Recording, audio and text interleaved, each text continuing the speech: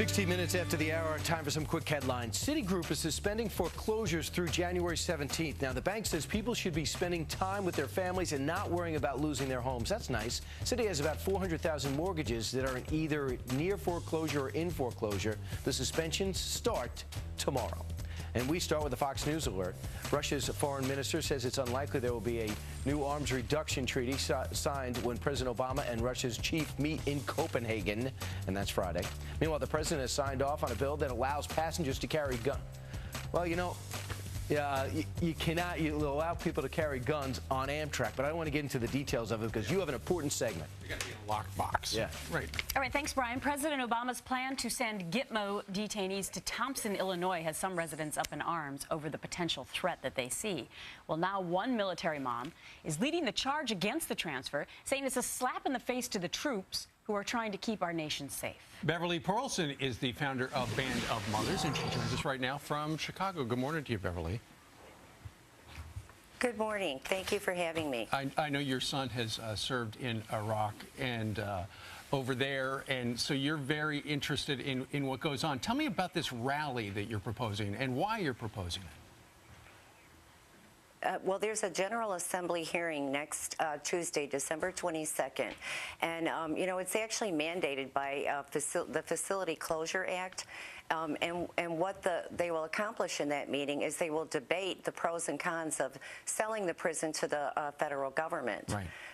So I'm proposing, and it is open to the public, so, you know, we're asking anybody who objects to the prisoner or to the terrorists coming here to show up at the rally. We'll be there at 1 o'clock, and the hearing starts at 2 o'clock. But, Beverly, I don't understand why they're having the hearing for the public. The decision has already been made, hasn't it?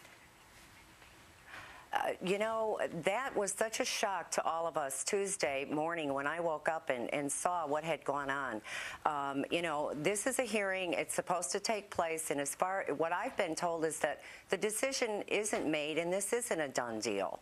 So, you know, we, the taxpayers, have every right to you know, have our say in this. We pay the bills in the state. Absolutely. And there's a lot of us that are absolutely outraged that they would bring the very terrorists that are responsible for the deaths of how many American soldiers. Right. This is a slap in the face to every Gold Star and Blue Star family, and you know, all those lives will have been in vain.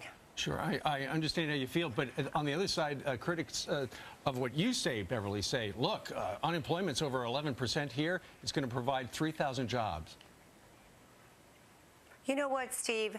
You know, I really challenge Governor Quinn and Senator Durbin that if this is the best idea they can come up with to create jobs in the state of Illinois, then I know some small businessmen that would be happy to sit down with them and counsel them on how to create jobs without endangering the people in the state of Illinois. What do you think about President Obama, Beverly? Because this, by all accounts, is a federal decision, is it not?